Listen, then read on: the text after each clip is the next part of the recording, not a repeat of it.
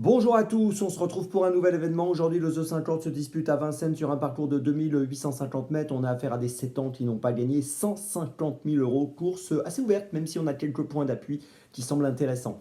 Avant de démarrer et de vous donner mon choix en 6 pour ce The 50 et tous les paris associés, jeux simples, jumelés, trio, etc. Je vous rappelle que vous pouvez vous abonner à la chaîne YouTube de The Turf. Vous pouvez aussi activer la cloche pour être informé dès que mon prono est posté. Et puis attention, n'oubliez pas, le jeu responsable, c'est important, les mentions qui sont en bas ici. Allez, on y va, en 6. Bah, écoutez, j'ai retenu en tête le numéro 3, Chicha, qui sera déféré des 4 pieds pour la première fois pour cette course. Je pense qu'il a une très bonne chance pour jouer un premier rôle. Il vient de gagner en Suède le 28 décembre. Il a gagné également en Suède le 18 décembre. Si on prend les 19 courses de sa carrière, il a fini 14 fois sur le podium. Donc il est vraiment sérieux, il est vraiment régulier. Et je le répète, en étant déféré des 4 pour la première fois, j'en attends un très bon comportement dans cette course.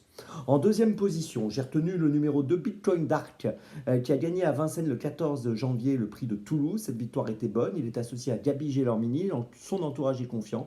Et je suis confiant aussi. Je le place sur le podium.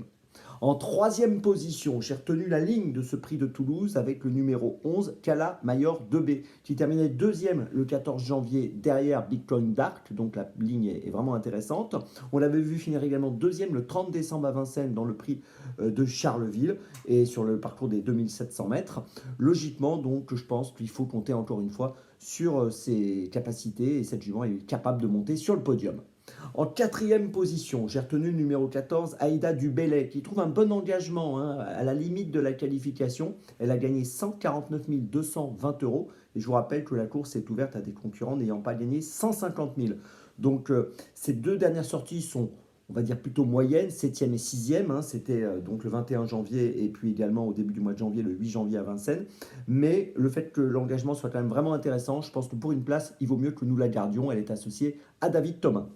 On continue en cinquième position. J'ai retenu le numéro 4, la Sassicaia, qui vient de finir 6e à Vincennes le 22 décembre dans le prix d'Amboise sur 2700 mètres. Sur ses 10 dernières courses, on l'a vu finir 7 fois dans les 5. Et je pense que dans cette course, là encore, pour une 3, 4, 5e place, c'est une possibilité tout à fait régulière. Mais il y a beaucoup de concurrents qui sont possibles pour une 3, 4, 5e place dans cette course. Il faut trancher, mais son profil m'intéresse, donc je la garde.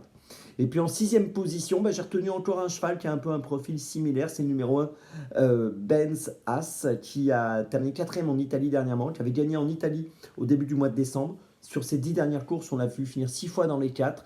Voilà, il n'a pas beaucoup de marge, je pense. Mais là encore, associé à Anthony Barrier, je pense que c'est intéressant de le garder pour une petite place dans cette course. Il me semble capable de finir dans les 5. Je vous résume mon choix pour ce The 50. Donc en tête, tout d'abord le 3, puis ensuite le 2, le 11, et puis ensuite le 14, le 4 et le 1. Départ de la course aujourd'hui, attention, à 13h55. On se retrouve maintenant demain pour un nouvel événement. Et d'ici là, avec The Turf, ce sera à Pau. Et d'ici là, avec The Turf, ça va aller.